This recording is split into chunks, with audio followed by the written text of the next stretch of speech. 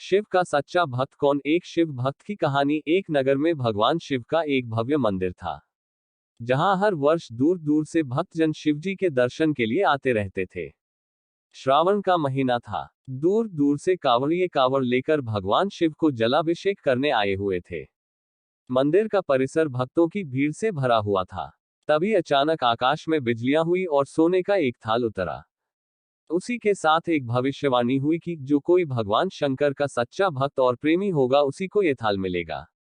मंदिर के परिसर में उपस्थित सभी लोगों ने ये भविष्यवाणी सुनी। धीरे धीरे सभी इकट्ठे हो गए। जो लोग मंदिर की व्यवस्था देखते थे, उन्हें तो पूरा विश्वास था कि यह थाल हमें मिलेगा। इसलिए वे सबसे आगे जाकर खड़े हो गए।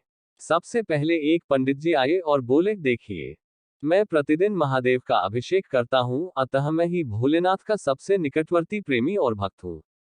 इसलिए थाल मुझे मिलना चाहिए। इतना कहकर पंडित जी ने थाल उठाया। जैसे ही पंडित जी ने थाल उठाया, थाल पीतल का हो गया। ये देखकर पंडित जी बड़े लज्जित हुए। उन्होंने थाल यथास्थान पर रखा और वहां से निकल गए। इसी प्रकार वहां उपस्थित सभी पंडितों ने खुद को आजमाया, लेकिन शायद उनमें से कोई भी सच्चा भक्त नहीं था। उन्हें भी थाल यथास्थान पर रखकर चले जाना पड़ा। इसके बाद उस नगर के राजा का आगमन हुआ। राजा साहब आगे आए और बोले, मैंने महादेव के मंदिर में बड़ी भारी दान दक्षिणा दी है, इसलिए ये थाल मुझे मिलना चाहिए। इतना कहकर राजा साहब आगे बढ़े और थाल उठाया। जैसे ही राजा ने थाल उठाया, थाल तांबे का हो गया। ये देखकर महाराज भी लज्जित हुए और थाल यथास्थान रखकर एक तरफ खड़े हो गए। इसके बाद इसी तरह एक से बढ़कर एक दानी, महात्मा और भक्त पधारे और थाल उठाया, लेकिन किसी के हाथ में कुछ और किसी के हाथ में कुछ हो गया, लेकिन सोने का नहीं रहा। तब लोगों को पता चला कि हम में से कोई भी महादेव का सच्चा भक्त नहीं है। उसी समय एक किसान का आगमन हुआ। वो बेचारा महीनों बाद आज चातुर्मास के सोमवार के शुभ अवसर पर शिवजी के दर्शन करने आया था। गरीबी और गृहस्थी के बोझ तले दबा दिन रात खेतों में मेहनत मजदूरी करके अपना और अपने परिवार का गुजारा करता था। अभी रास्ते में आ ही रहा था कि कोई भिखारी मिल गया और कुछ खाने को मांगने लगा। इस किसान को दया आ गई।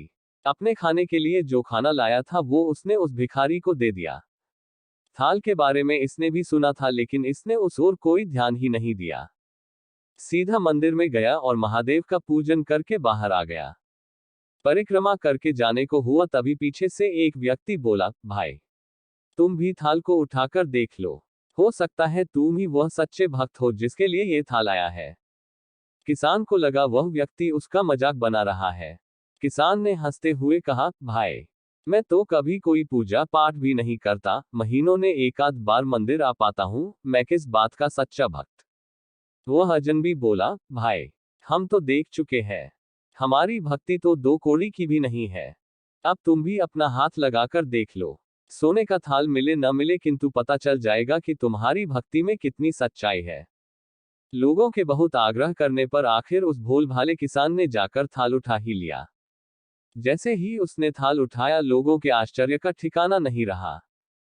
सोने का थाल रोशनी से चमचमाने लगा। ये देख सब लोगों में खुशियों की लहर दौड़ गई। सभी लोग उसके जयकारे लगाने लगे और पूछने लगे कि भाई, तुम ही सच्चे भक्त हो, अब हमें भी बता दो कि कैसी भक्ति करते हो, जिससे महादेव तुमसे इतने प्रसन्न है। तो किसान बोला, भाई, मैं कोई भक्ति नहीं करता, मैं केवल दिन भर खेतों में काम करता हूं और थोड़ा समय निकालकर जरूरतमंद लोगों की मदद करता हूं।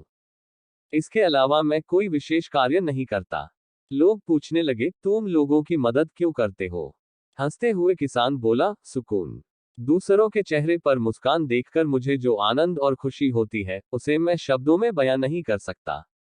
शायद यही कारण है कि महादेव मुझसे खुश है।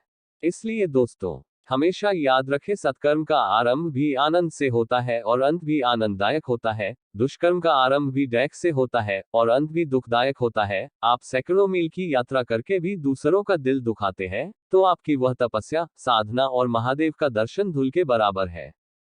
दोस्तों, आपको हमारी कहानी अच्छी लगी हो तो एक लाइक करें, हमारे चैनल को सब्सक्राइब करें और कमेंट में जरूर बताइए कि कैसी लगी हमारी कहानी। धन्यवाद।